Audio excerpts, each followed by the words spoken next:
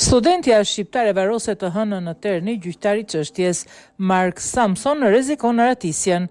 Gjyqtari e hetimeve paraprake për vrasjen e studentes 22 vjeçare shqiptare në Itali. Nga i dashuri i saj Mark Samson në vendimin e tij identifikon të gjitha kushtet për të cilat bëhet e nevojshme masa e paraburgimit. Ai tha se vrasësi mund të ratisë të prish provat dhe të kryej krime të tjera. Studenti i arkitekturës 23 vjeçar me origjinë filipinase është nën hetim për vrasjen dhe fshehjen e trupit të Ilarias Ulës. Ceremonia mortore për Ilarian do të zhvillohet të hënën në 7 prill në orën 14 në Terni. Trupi i vajzës, studente statistikës në Universitetin La Sapienza u gjet në një humner në zonën e Capranica Prenestina rreth 50 km nga Roma. U gjet në një humner në zonën e Capranica Prenestina rreth 50 km nga Roma të premten në përfundim të një marrje të gjatë në pyetje në burgun e Regina Coeli.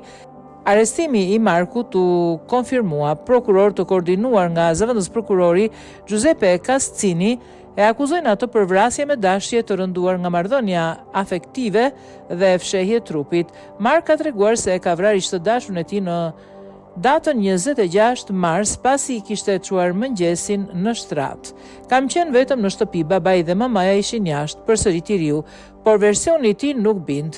Duhem verifikuar nëse mamaja ishte vërtet në punë, nëse dikush e ndihmoi për të fshehur trupin, apo nëse familja Samson mund të kishte shpëtuar Ilarian.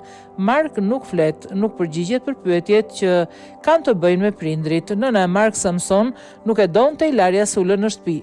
Ai duhet të studionte dhe ajo e shpërqendronte, ka thënë ajo. Tani hetuesit e skuadrës mobile të koordinuar nga Roberto Giuseppe Pitito do të duhet të kryqëzojnë tabulate dhe qeliza telefonike për të rindërtuar pozicionet e të pranishmëve dhe të analizojnë mesazhet për kuptuar nëse vrasja ishte planifikuar dhe mbi të gjitha të përcaktojnë nëse Ilaria vdiq menjëherë.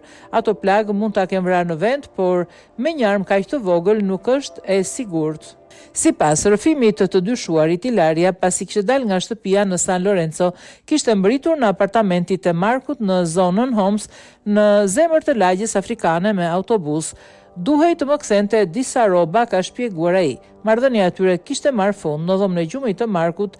Diskutimi bëhet i tensionuar. Ajo donte ta përfundonte lidhjen ai jo. Ora kalon mes natën dhe autobusët ndalojnë së funksionuari.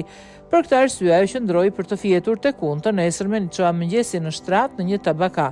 Kur u ktheva pash telefonin e saj, po fliste me një tjetër. Më pas, plagët të shkaktuara me thikën që ai kishte sjellë në dhomë për mëngjesin, 3 plagë në qafë dhe keprurse.